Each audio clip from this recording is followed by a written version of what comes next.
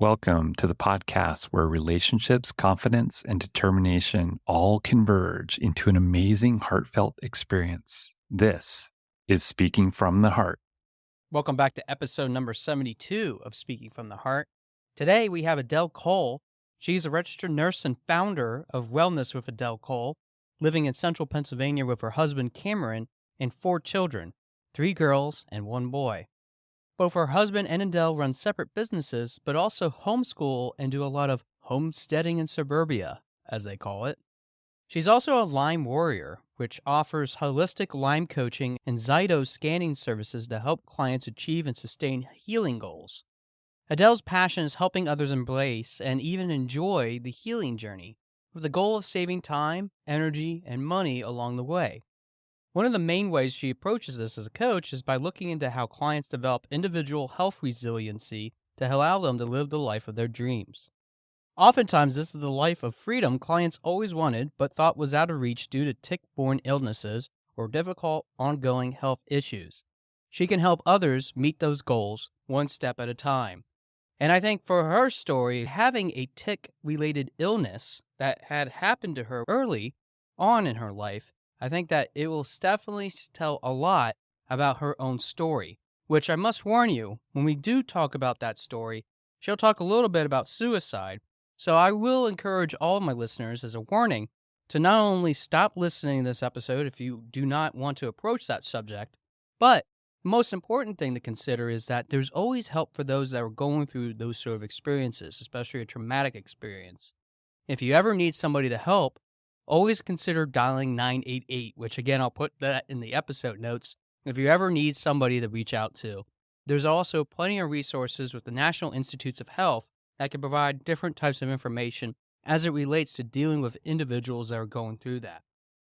But I highly encourage you to listen to this episode because it really provides not only a traditional understanding of really what's evolved with this sort of situation, especially as it's gotten to be known more prevalently with the types of things that ticks can provide to people, but I think that we can all understand a little bit more about how something like this can profoundly change our whole path in life.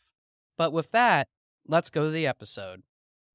All right, we're here with Adele Cole. Adele, thanks for sharing your heart with us today. Oh, thanks for having me, Josh. I'm glad to be here. I am too. Thank you so much for being part of the show and just sharing a little bit about yourself before you even got started too, because I'm always thankful for the people that have been part of this and really thankful for your time as well.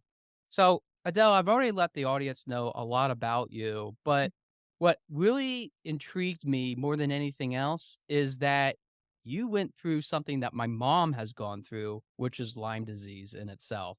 And since that's a big part of who you are, I was wondering if you could start off by talking a little bit about how this came to be where you found out or maybe didn't find out, because I also saw a little bit of that as well when I was reading through your bio.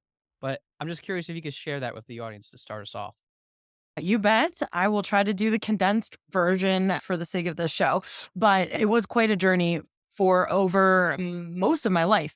And unfortunately, I don't have exact answers still to this day, but I've learned along the way. That's okay too. You don't have to have all the answers to still make progress, right? But it all started when I was a child with some obscure symptoms after a hike where I had some tick bites, and I was around 11 years old at the time. Could I have had Lyme before that? Possibly. I had had other tick bites in my childhood too. So this is where it gets a little nebulous. We don't know exact things, except that a few weeks after this hike, where I had to remove some ticks from myself afterwards, I developed a high-grade fever and a bullseye rash all over my body. And a few other symptoms, migratory joint pain, pretty much like the equivalent of a pretty bad flu. The fevers, the aches and pains, bedridden, just really felt crummy, really unusual for me as well. I was a very healthy, athletic kid, really active. But my parents investigated, obviously. That was pretty concerning, especially with this like full body rash all over me. And back then, I mean, we're talking the 90s, not to date myself, but I will eagerly do that for a time frame. 90s kid here as well, so it's Yay, okay. 90s. Yay. I mean, I knew no one that had Lyme. Lyme was just this obscure thing that was really random and most people didn't get. And I'm from central Pennsylvania. It's very high volume tick population. And no one knew Lyme was actually a thing back then. Even my doctors misdiagnosed me unintentionally. They tried their best, but I was pretty much diagnosed with equivalents of childhood illnesses like Fitz disease and other things that were viral. And they said it would run its course, even with the bullseye rash and everything. That's how uninformed people were about Lyme back then. And the more you know, the more you grow, or whatever you want to say. But I did, in fact, improve over time, right about what they said, about a month or two of being pretty much bedridden as a kid. I finally started to get back functionality. And the only problem was I never really fully recovered, but we didn't really realize it. I was functional and I was living like a good childhood again and back to my sports and my athletics and my extracurriculars and doing well in school. But then when I was a teenager, for whatever reason, we don't exactly know again, I got hit with illness again. And it was at that time, the doctors had to run more labs. It was again like a relapse of the flu type stuff. No rash again, nothing like that, but just sick for no reason. For people that know autoimmune diseases, it presented like a bunch of very common autoimmune diseases like chronic fatigue syndrome and fibromyalgia and arthritis. And the doctors ran more lab work at that time. And that's when they found the Lyme on just a basic Western blot, typical everyday type labs, not a specialty Lyme lab. And it was already chronic by the antibodies at that lab time as a teenager. We actually went back and asked for evidence of my lab testing when I was 11 and sick, and the labs were lost by the lab company itself. How But we convenient. yeah, so I was tested when I was 11 for Lyme and had the bullseye and everything, but I was told everything was negative. And actually, now I know might have been too soon to test, actually, and we didn't know that. But regardless, it was a misdiagnosis and then mistreatment. When I was diagnosed as a teenager, I was given a month of antibiotics. I was offered more if they helped. My doctor was trying to do the best he could. It was just my PCP. And the antibiotics ended up making me so sick and so toxic feeling that I declined further medical intervention after that month because I didn't know any better. And again, a lot of looking back now, a lot of learning new things would lead me to make different choices, but here I am because of it. So I pretty much managed the rest of my teenage years with, like, after that months of antibiotics. It helped again a little bit, but I had to quit my high school athletics. I had to back way off my extracurriculars. I made it through school with good grades only because that's all I focused on. And also I was homeschooled. So I had a little bit of flexibility to finish high school, or else I probably wouldn't have even finished high school on time, to be honest with you, just because of how sick I was. And I managed to get through high school and even college with the help of some alternative medical options, like changing my diet. Basically, I exhausted traditional medicine community help. My rheumatologist could only offer so much. I did see an infectious disease doc. He could only offer so much. No one really knew what to do with me. And I was just building up autoimmune diagnoses instead of actually treating the Lyme component, which I was told wasn't an issue anymore. And so I accumulated, I don't know, around 7 different autoimmune diagnoses into my young adult years. And I was set up for a few more that they were working me up for, even than that. And they were only escalating. And I was, again, into adulthood facing chemotherapy to manage my autoimmune symptoms. So I managed mostly through holistic tools, honestly, just to get by, thinking that I had all kinds of autoimmune problems all along. And into my adult years, and what has brought me here today in my mid-30s, there, we said it, but what has brought me here today to actually be the healthiest I've been since I was 11 years old before I got my tick bites that caused all this ruckus. What got me here has been learning about Lyme literate treatment, getting actual proper Lyme literate treatment, and taking the time, because it's taken time, over 10 years now, to completely hone in on and revamp my health, where nothing is off limits. I looked at it as a holistic, whole person perspective of healing with multiple different modalities involved in that. And that is finally what has done the trick for the ultimate healing I've been able to experience and sustain, instead of having relapses and the ups and downs and the battle that come with that. And I'm still on that journey. I'm still not fully in remission of Lyme. I actually, turns out, have other co-infections from ticks as well, but I'm knocking them out one by one, like whack-a-mole. And despite not being fully in remission, I'm still living The life I always dreamed I would live, but thought at one point in time I would never see manifest because I thought I'd be dead by now, honestly. I was so sick as a teenager that I never dreamed I'd live into my 30s. I didn't see how it was possible. I felt like I was dying. I want to say a few things. First off, wow to the fact that you have just overcome that, but yet you're still fighting that even in your mid 30s. Thank you for disclosing. Yep. But the other thing with what you said too is that Lyme disease, just like some things that we've learned about even as kids in the 90s growing up, a lot of things were also misdiagnosed. My audience has already known that I was misdiagnosed even as a kid too. I was told I was mentally retarded from the doctors that my mom was saying, and now here it turns out I only found out earlier this year that I'm autistic. It was actually a completely different sort of Yep. situation happening, and I was tested over and over again. And there's a lot of blame that can go around, but instead of that, I'm hearing a lot more of, yeah, I've been able to do that and just overcome that.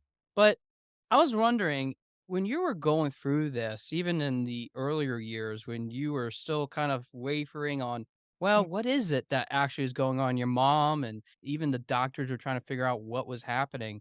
Yeah. What kind of feelings were associated with that? Because I can only imagine that being a kid, that could be pretty traumatic that you're not able to do the same things as other kids your age. So, can you talk about that for a bit? Yeah, absolutely. Funny you say that too about just now realizing what you've actually gone through your whole life in an accurate way. Similarly, to tie into your question, my therapist currently, which, hey, everyone go get a therapist, by the way. I have one. And not the only recommendation, no matter what you face, but I have a really good trauma informed therapist currently. And one of the first things we discussed upon meeting her was how I have been through medical trauma my whole life. And I never realized that. I'm not too proud to say it. I feel kind of dumb saying it, but the whole point being, you're right. I was walking through this very traumatic situation in my life medically, never mind other stuff that was part of life too, outside of just your medical, physical well being and mental well being. And yeah, I went through a very dark place as a teenager and subsequent occasional dark spots or dark nights of the soul, if you will, even into my adult years for various reasons.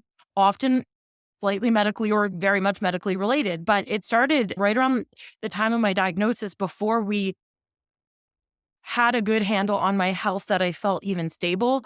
I was very depressed. I was very much suicidal. And doctors were not, and psychologists, I did get safe. I got help, saw a psychologist, got on meds to acutely manage that and keep me safe.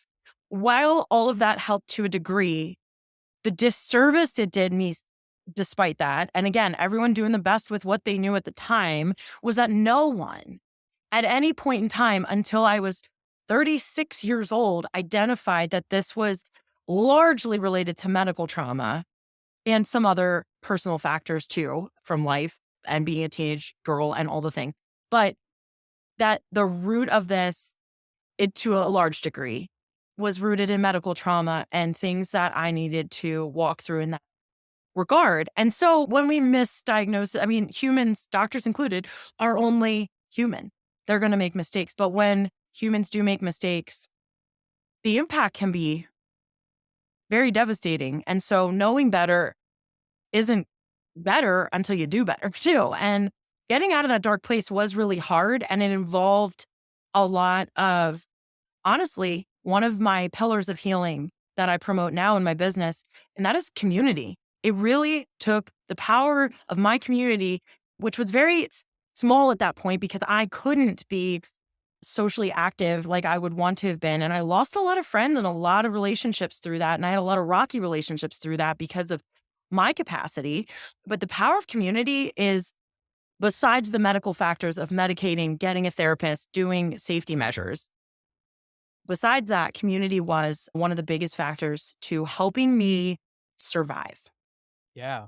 And I say to even people as well that are going through even my coaching, it's about building that safety net for yourself, but it's also about realizing that there are people that you let into the safety net that are not safe whatsoever. So you got to purge that out too. And I'm sure that there was a lot of that, especially when you're talking about the medical trauma that you're working through. to kind of realize that. I'm guessing, and I don't know, this might be a Captain Obvious sort of question, but you essentially became a nurse because of all these things, right?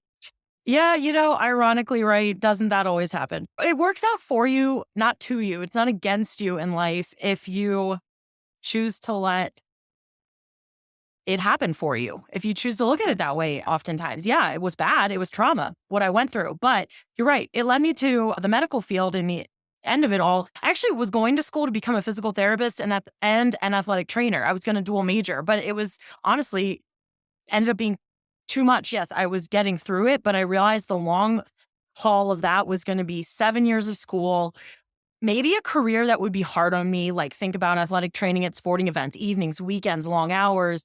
So I actually switched majors in college to nursing because I knew at least that I wanted to stick in the health and human sciences field. And that was definitely the right fit for me to be in that field. And nursing turned out to be, of course, the right fit for me too at the end of it all. But I had never honestly entertained being a nurse before that moment in my life. It was very clear my direction needed to pivot, and I went with it. I was like really scary as a young adult, but my parents supported me. It didn't mean I missed any time in school. Actually, I was able to stay on track for graduation. It worked out. And it's been a beautiful journey to be able to take my nursing career. I was a critical care nurse in an ICU for many years, and then other management capacity, transfer center capacity for a while.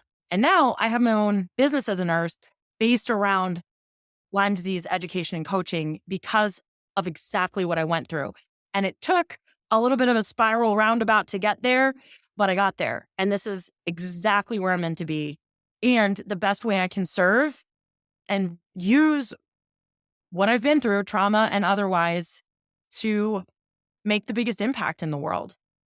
I love the fact that you are using that to make a big impact because for myself, when I was reading your bio and was thinking, man, this is really specific, a real big niche for you to be able to focus not only on Lyme disease, but some of the things that are surrounding that. Now, I have to be honest, I've had people that are sales strategist coaches, I've had people that are fitness coaches. I've had people that do Reiki, which we were talking about earlier before we started.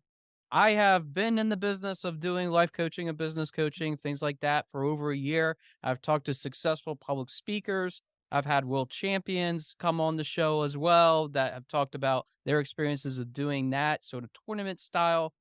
But for you, this is something quite unique in itself. So when I go to recruit someone like you, which your business, Wellness with Adele Cole, what should I expect, especially someone that might be suffering from Lyme disease? I noticed that you do Zyto scanning as well. I was wondering if you could talk a little bit about that as well. Sure. The main things I offer are individual coaching, one-on-one coaching, Zyto scanning, and I have some online virtual courses that some of which have a group coaching component to them as well. So I have a few different options for people that want to work with me. I mostly do coach those with Lyme or tick-borne illnesses. However, I have pushed outside that realm as well because there's a lot of general health related topics that apply across the board, whether you have Lyme or not. And at the end of the day, it's not your diagnosis that specifically defines you or your path.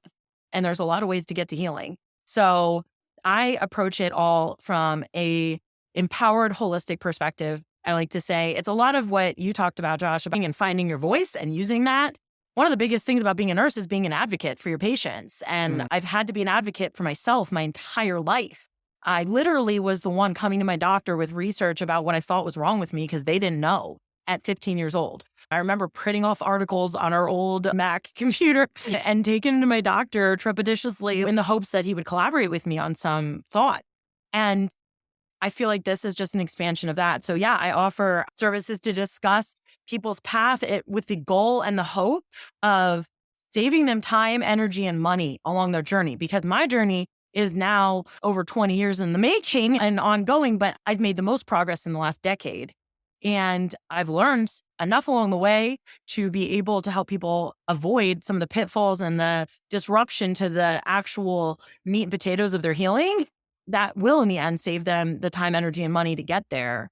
All while empowering them along the way to take ownership of their journey No one else is responsible. No doctor, no other person, no coach. No one is any more responsible for your journey than actually you are at the end of the day. And how you approach it is how others will start to approach it, and what will really make or break your success in the end of it all. So that's the coaching aspect. I have some courses. I'm actually in the middle of rolling out my signature course, which is designing your holistic Lyme healing blueprint. And it's me literally taking all the pieces and walking you through. It's self-directed for people that are struggling with their brain function a little from Lyme and whatnot. You can do it at your own pace, and it's all video recorded access forever, so you can revisit what you didn't catch the first time.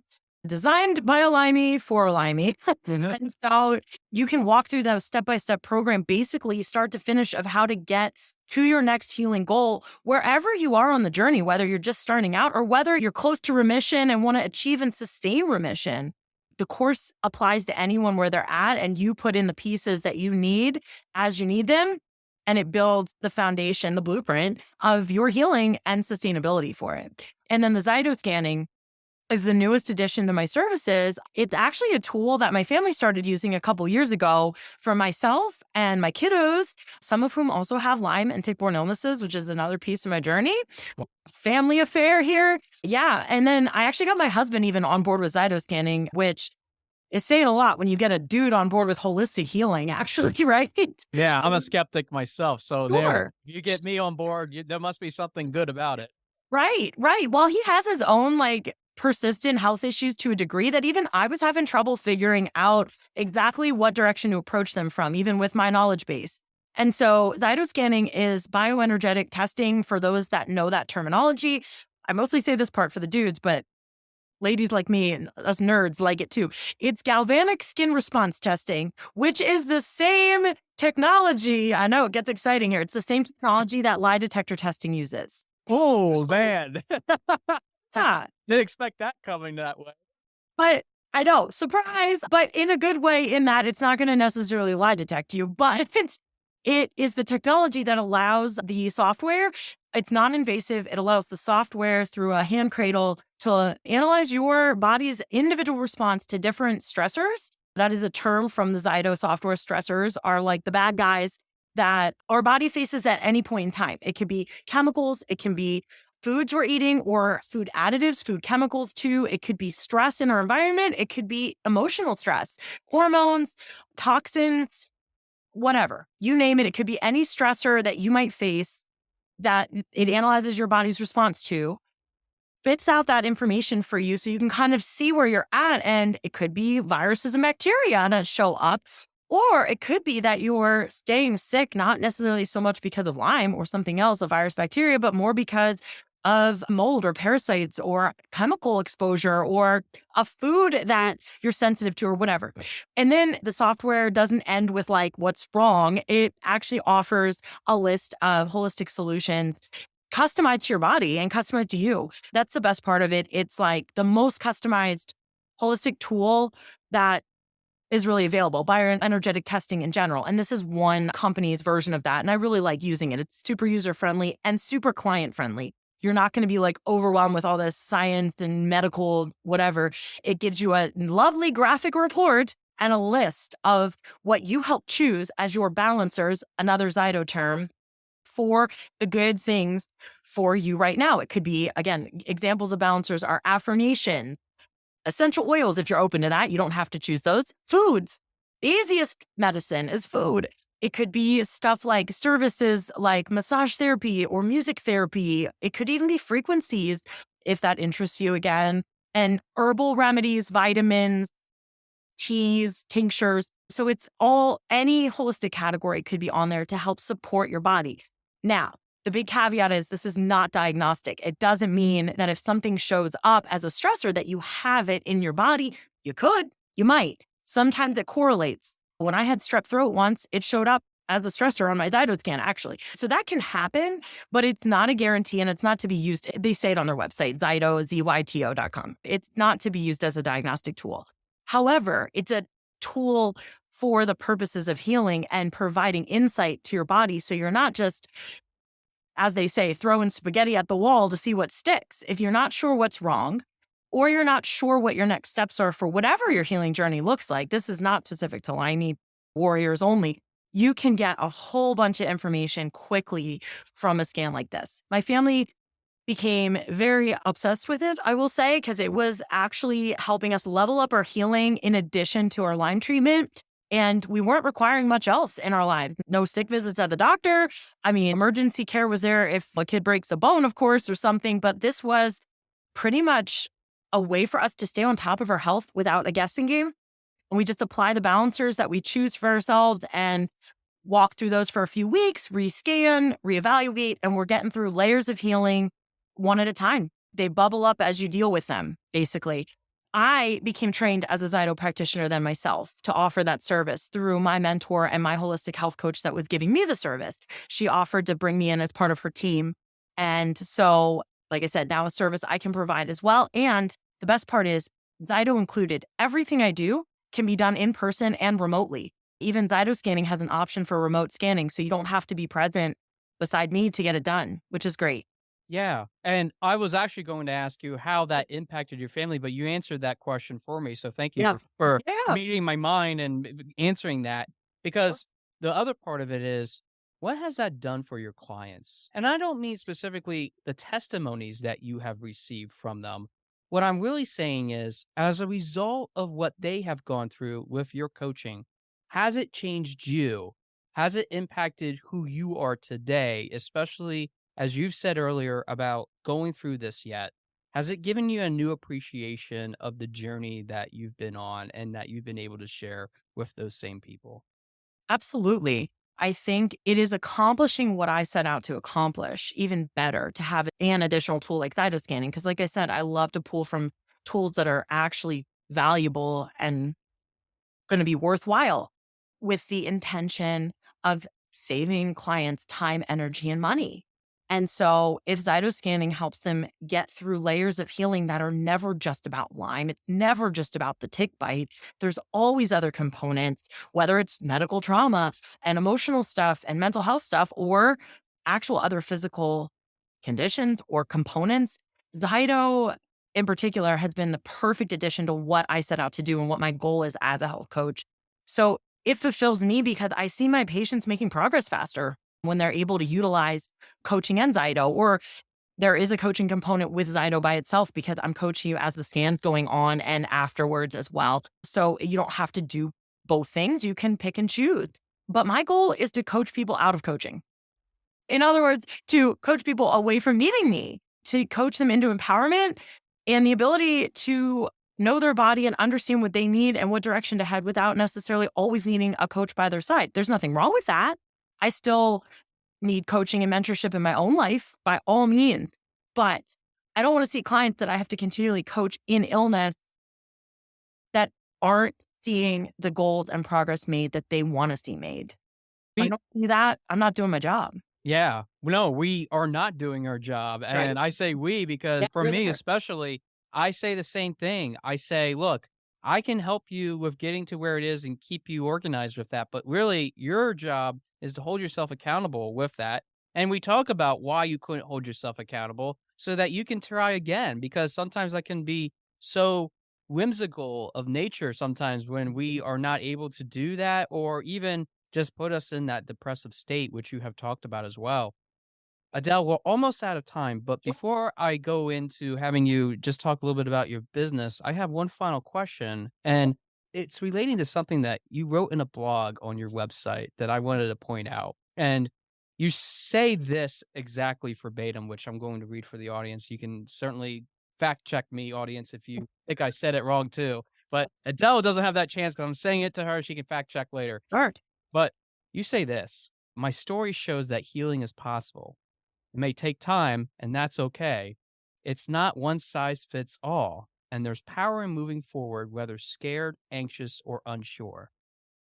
With that said, I think that is so true in that we sometimes are afraid of the narrative that we want to create in our own lives. For you, this is a very deep question, but I think that from everything that you've shared today, I think this is really important for me to hear and also my audience. Okay. Do you feel that you're writing your best story today as a result of everything that you've been through and everything that you have accomplished? Given the fact that you've had these big trials that you're still even admitted that you're going through. Are you satisfied with that, and why? Absolutely. That's an easy answer. Mhm. The why, I feel like there's a lot of whys, and I'm trying to discern real quick here, like the biggest piece of that for me. And maybe it's not the biggest piece for you, but maybe for somebody else too that is hearing True. this.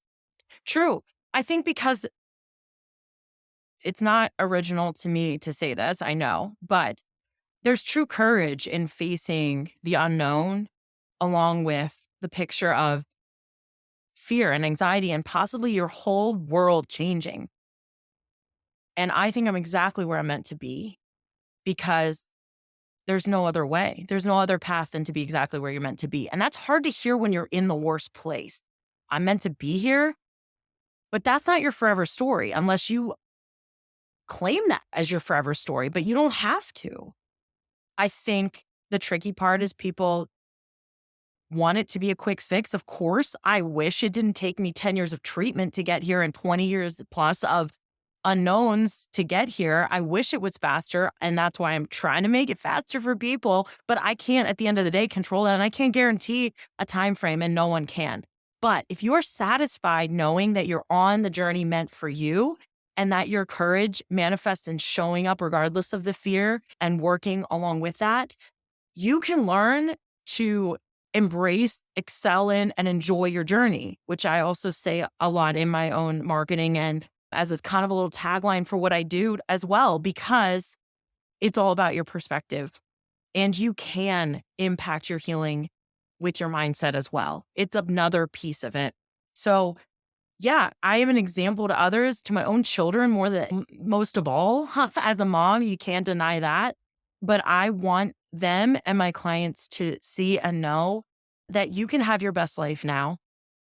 You can have your best life now. That is the genuine article in itself, is to just be able to have whatever you wish for it to be out of life. And you don't necessarily have to settle for less, especially. And it can be settled for less, especially if you think that you have these medical issues that, yeah, they're legitimate and they should be taken care of. There should be no deniable plausibility with that. But there is a way through that to navigate, and I think that you provide that from what I hear.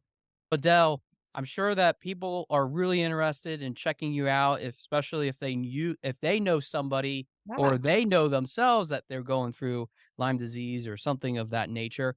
Why don't you go ahead, last few minutes, tell us a little bit about not only how we can access your website, how we can get in contact with you, anything else in terms of services that we should know about. I'm going to give you the last few minutes. Thanks. Awesome. Yeah, you're exactly right. Even if you don't think you're impacted, that's great. I'm glad you're not, but you probably know someone that is nowadays. It's so common to deal with tick-borne illnesses or even to be unsure. I can coach you through what to do if you're unsure. So yeah, one of the easiest ways to reach me, I think that sticks in people's memory is my name is my website, adelecole.com to keep it easy for you. ADELECOLE. My name's like the singer, but don't expect me to sing. That's not my gifting. I'm not singing either. I was never going to make that joke, and I'm glad that I did it. You said Well, it, not me. I know. I'm calling out the elephant in the room because everyone always asks, but I'm the OG Adele. I'm older than her. So, but yeah, adelecole.com is my website where my blog is linked, my services are linked, and my story is linked there too for you as well. I have a YouTube channel as well through that website. So any access to me there, you can find to your heart's desire. You also are welcome to email me. My email is oilswithadele@gmail.com. And I'm happy to just connect with people and meet you where you're at. And if you have specific concerns, we can talk about. I do love, I guess the term these days is a good discovery call. We don't have to call it that, but for the sake of people understanding what it is, I love a good phone call or even an email chat back and forth or whatever you prefer to talk about if I'm the right fit for you before you even decide what to do with my services. But yeah, I have a few other things on my website too you might like to check out. For example, I have a virtual kombucha brewing course, which is a piece of our healing journey. So I turned it into a short little, again, self-guided and self-directed hands-on way to brew your own kombucha at home as a part, if that applies to your healing journey. I realize not everyone's into that drink beverage of choice, but we love it in our family and it tastes so much better at home. And it's way cheaper too. So if you poke around on my website, you might find a few other little tidbits that I offer. I actually have a Lyme planner journal combo that I created that because I couldn't find one on the market to suit my healing needs. So I made my own. And that's on there too, because when you have a disease that is impacting every area of your life, you have to track all these things and keep track of your supplements and your appointments and take notes from your doctor. And then if you're really working on healing your mental health, like I've been through, you're also trying to journal effectively or process effectively. I've put pieces of that in there too for emotional healing as well. So when you can't find what you need, you sometimes make it yourself. So again, I encourage you to poke around on my website and see what's out there because there might be something there that's fit for you in an unusual way. Yeah. Yeah. No, I love it. And yeah, it is serious, but I'm laughing a little bit because I'm like, ooh, that's actually not a bad idea. Maybe combine all these things because they're all interconnected. So definitely really appreciate you having those resources. And I will put all of that in the episode notes for those that want to access it as well, including even the YouTube channel too. But Adele, I do want to say that for people like you, it can be a very tough journey to get to where you are. And you definitely have demonstrated to me, especially in just the last 30 seconds, that you are a very multi-talented lady that has so many different gifts to offer. And thank goodness that someone said, hey, let's just do this basic test and just see what turns out to find out what has been plaguing you so that you have been really a warrior on this earth, helping people get to where they need to be, especially if they have something like this. And for all those reasons and so much more, Adele, I want to thank you so much for being on Speaking from the Heart. And this was an awesome conversation to have with you. And I really appreciate you being so open with us today. Well, thank you, Josh. I appreciate it. It's my pleasure to be here. And I appreciate the chance to share my message too and my journey. Do you have a plan when something might happen if tragedy strikes? What are you going to do to overcome the unexpected in your life? Are you ready with that plan of action? Are you ready if something where you thought you might be willing to do turns a complete 180-degree direction and you have to move in that way in order to survive? I have to thank Adele for bringing those set of questions into mind, especially as it relates to the different types of things that we go through in our lives that create not just the illnesses, but also the solutions that we derive from those illnesses. Let's be real. Illness can create the different concerns and questions that we have in our lives overall as to really how much we can fully function, not only in the physical sense, but also the mental sense. And this goes back hundreds of years to even the dawn of time when we had medical plants and even tools to our disposal, which certainly have evolutionized the world of medicine in the last 100 years to get to where we are today, having a full range of diagnostic tools to help provide some of the best solutions when things come up.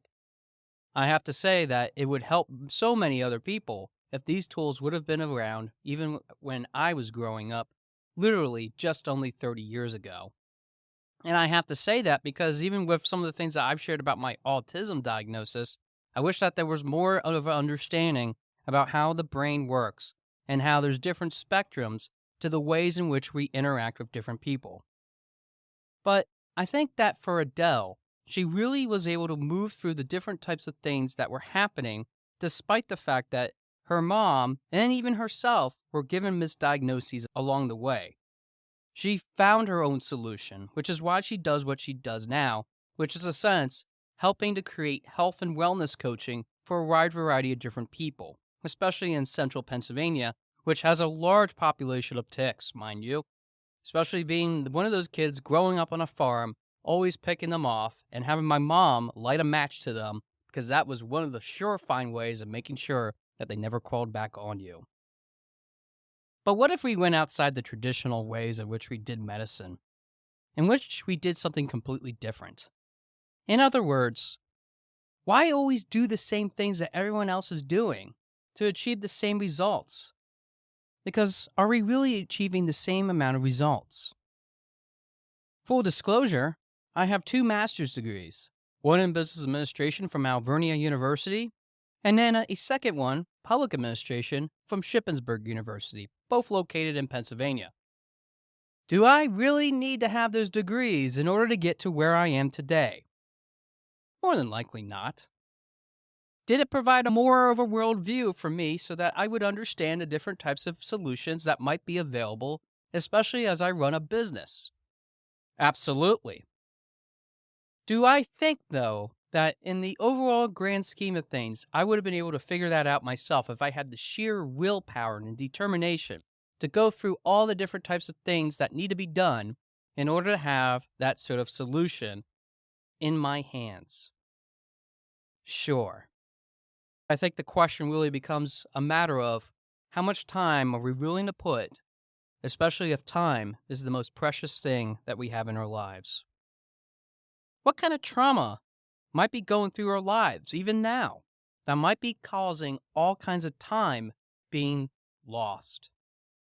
Now, I know that's a very touchy subject because for many of us, we would say that our families are the most important thing, and I would not dispute that whatsoever. I've been one of those people for now a few years realizing the true importance of having a family, especially when somebody else is really close to you that you really care about. But family isn't by blood. It's about the people that we connect with, and we create some of the best bonds in order for us to help through all the different types of obstacles that are in our lives. And I can think of numerous people in my life that have been substantial enough to influence me. As a matter of fact, just last month, we were featuring some of those Toastmasters that definitely have made that positive contribution as a whole. But when we work with community and we work on our opportunity to grow, we start to build safety through the numbers and the experience that we garner through that.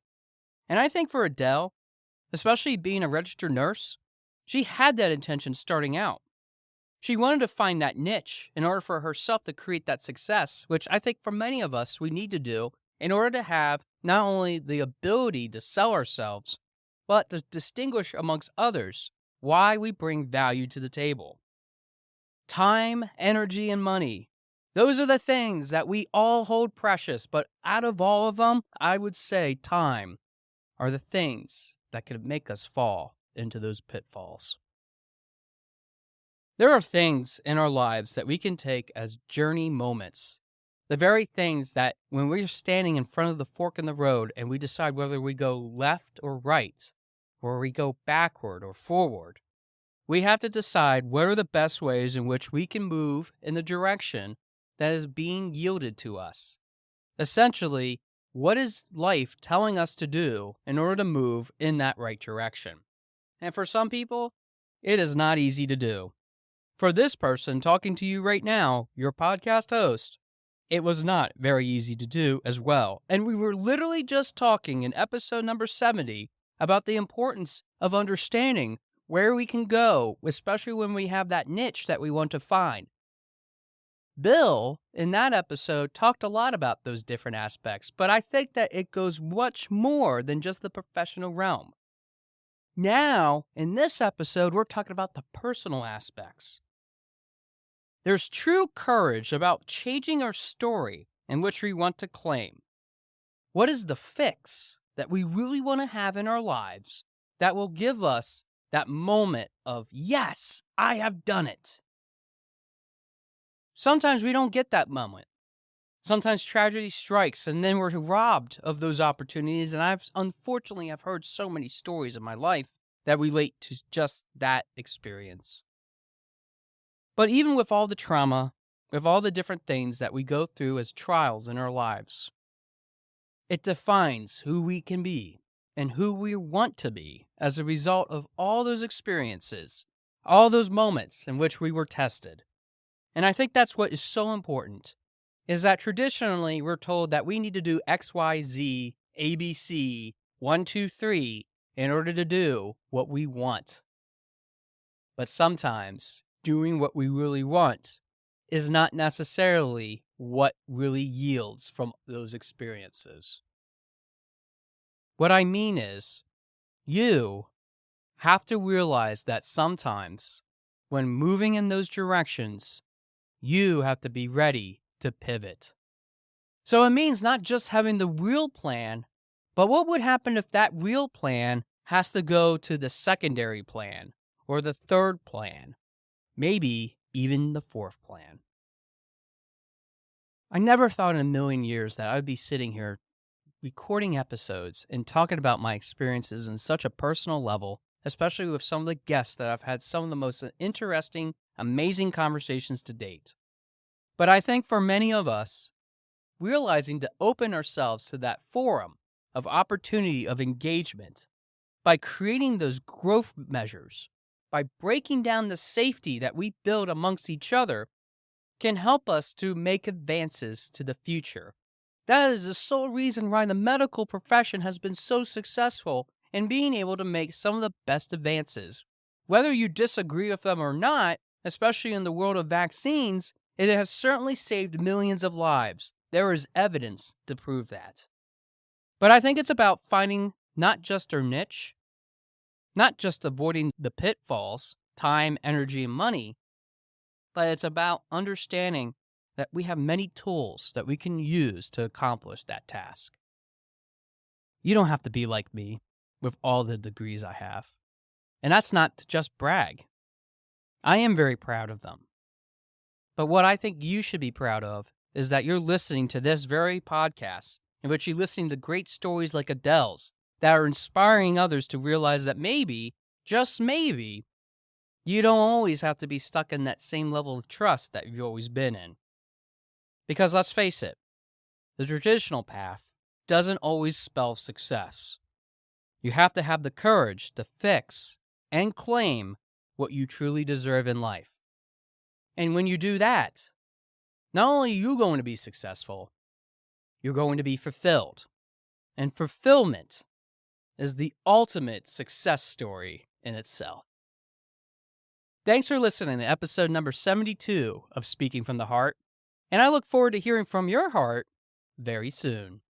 Thanks for listening. For more information about our podcast and future shows, search for Speaking from the Heart to subscribe and be notified wherever you listen to your podcasts. Visit us at www.yourspeakingvoice.biz for more information about potential services that can help you create the best version of yourself. See you next time.